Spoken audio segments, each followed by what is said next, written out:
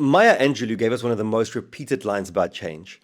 She said, do the best until you know better, and then when you know better, do better. It sounds so obviously true, but for most of us, most of the time, it isn't.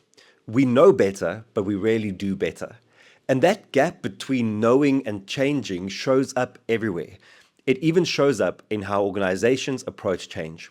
So in this video, I'm going to help you become better at closing that gap. By the way, my name is Erik. I study how leaders lead through change, and I speak about this at conferences across the world. So let me show you why knowing better on its own changes nothing.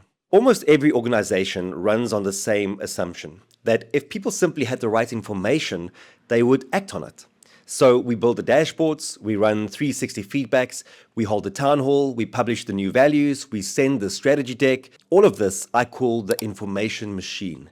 Every organization has one, every organization runs it, and it functions on a very simple premise that if people know what they should be doing differently, then they would do it differently. Organizations spend an estimated $60 billion a year on leadership development alone, and most of it is actually just feeding the information machine. So what that tells us is that we are excellent at informing people, but they just don't do anything with that information. So what is actually happening here? Well, I'd like you to look at this article. It ran back in Fast Company in 2005, and the title is Change or Die. Now, in it, the man who ran the medical school at Johns Hopkins, Dr. Edward Miller, describes a very interesting and also depressing pattern. Hundreds of thousands of people undergo bypass surgery for serious heart disease every single year. And one thing that they can do following that surgery to extend their lifespan is to change their lifestyle. But here's what Dr. Miller said about this.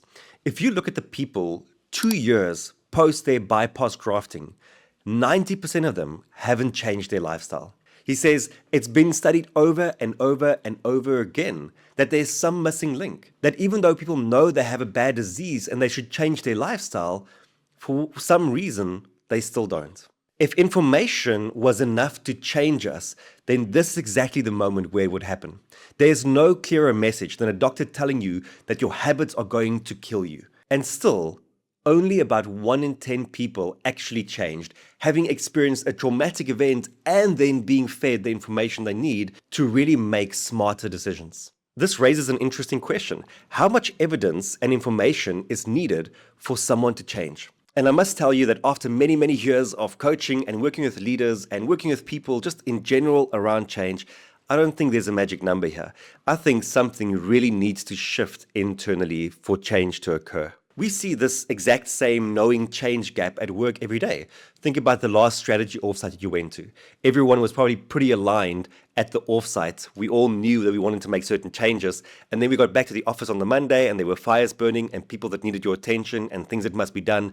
And all of a sudden, all those changes just went out the window. Think about feedback. We love sitting down and giving people feedback on how they could be improving what they do. And very often that feedback actually leads to nothing. No change happens as a result of it. Again, more information doesn't mean that we are going to get people to change. So what can we actually do about it? Well, one of the most useful answers actually comes from motivational interviewing. This was developed by psychologists William Miller and Stephen Rolnick, and they helped people to change by combating some of the most challenging addictive behaviors that people develop. What they found was that the thing that predicted whether a person actually changed or not wasn't the quality of the advice they were given, it was the language that they used themselves. When people spoke about their own reasons for changing, when they said it out loud and in their own words, change was far more likely to follow. When they spent that same conversation defending how things were, of course, change wasn't likely to happen. And so what this tells us is that the real skill is to get people to make the argument for themselves rather than you making the argument for them. But perhaps the most interesting idea that we can get from motivational interviewing is around the language that people use. I've always said that when we can influence language, we influence behavior. When we influence behavior, we influence the outcome. And when we can influence the outcome, we end up influencing culture.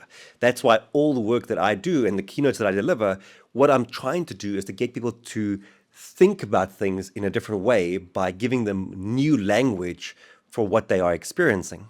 So Miller and Rolnick differentiated between change talk and sustain talk. Change talk is anything that leans towards change. It sounds like, I want to, I could, I have good reasons to, I need to. Those are the sentence structures you want to listen to that tells you someone might be open to change. Sustained talk is the case for staying exactly as you are, and it might sound like it is fine, it's too hard, now's not the time. And everything really comes down to your ability then to listen to what people are saying.